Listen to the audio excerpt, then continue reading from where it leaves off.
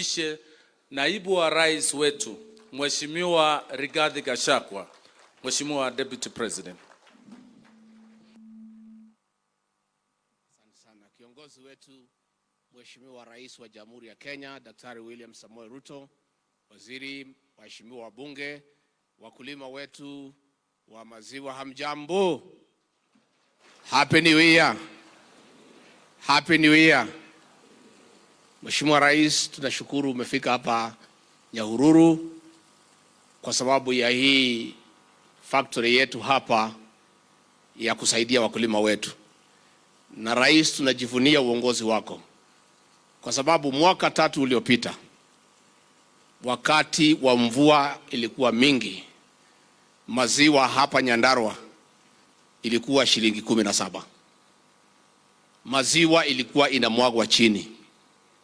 Maziwa ilikuwa napatiwa umbwa. Umbwa zilikuwa zikisikia sauti ya ile geren zinatoroka kwa sababu ya kupatiwa maziwa. Lakini kwa sababu umeingilia vile natakikana through ya serikali yako kuweka pesa kwa new KCC, wakulima wanapata 45 shillings. Na hii ndio bottom up ya kufikiria yule mkulima ambaye ako chini. Hayo maneno yote Rais, inawezekana kwa sababu Wakenya walichagua serikali ambaye haiko conflicted kwa mambo ya maziwa. Mambo ya state capture ndio ilikuwa imeumiza hawa wakulima ya maziwa for the last 10 years. Na hiyo maneno imefika mwisho. Saa hii wale ambaye walikuwa wanaumiza wakulima walikuwa wana import powdered milk. Wanaweka maji, wanakoroga, wanachukua kidogo kwa wakulima, wanatuuzia vile wanataka. Wakati huu serikali yetu imesema hakuna powdered milk katika Jamhuri ya Kenya. Maziwa inunuliwa hawa wakulima. Na ndio saa hii tunaongea Rais, hawa watu ya state capture wamepinduka sasa, wamekuwa smugglers ya kuleta powdered milk through the borders of Kenya. Na tumeweka mipango kababe. Watu wetu wa Kenya Dairy Board wakiongozwa na Genesio na DCI na custom officers tumeweka mipango katika kila mpaka, na mimi nataka kuhakikishia wakulima hakuna powdered milk itatoka nje kuja hapa Jamhuri ya Kenya. Yule yote anataka kuuza maziwa anunue kwa wakulima, auzie wa Kenya. Lakini mambo ya kuleta maziwa kutoka nje kupitia kwa boda ni maneno ambaye haiwezekani.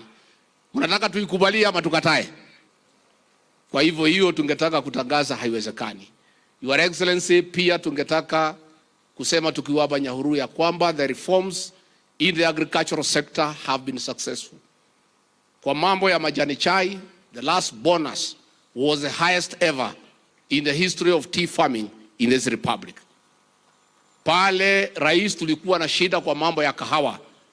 Wale wenye kununua kahawa wakitaka kufanya blackmail kwa serikali ya kwamba wakatae kununua kahawa so that we can abandon reforms.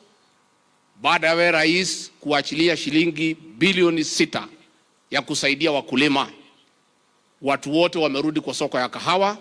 Trading is going on na bei ya kahawa imeanza kuwa nzuri. Na kwa hivyo hizi reforms itaendelea na wakulima watasaidika. Kwa hivyo Rais, sisi tukuambie wewe kanyangia hapo. Wewe ndio Rais wa kipekee ameweka mambo ya ukulima hapo mbele. Na Rais, ile umefuata ni ile nyayo tu ya Mwai Kibaki. Mwai Kibaki ndio alifufua KCC ikakuwa new KCC. Wewe umekuja umefanya modernization, umeweka pesa kwa new KCC to intervene for these farmers. Na sisi tukiangalia tunaona wakulima watafaidika tukiendelea mbele.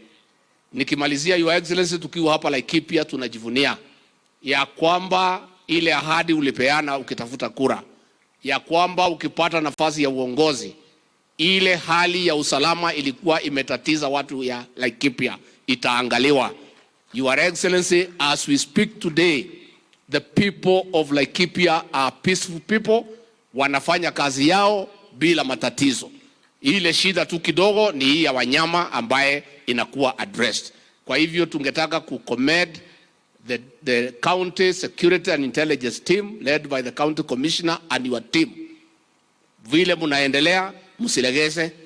Vile the way you have been going on, tunaona hii Laikipia West imekuwa na amani, let it continue that way. Ndio hii wakulima waweze kupata nafasi ya kufanya mambo yao. Kwa hivyo wakulima, mtaendelea kumuunga rais mkono na mtaendelea kumuombea. Basi ningeomba msimame mnisaidie kwa makofi na vigelegele, tumkaribishe rais akuje atuzungumzie.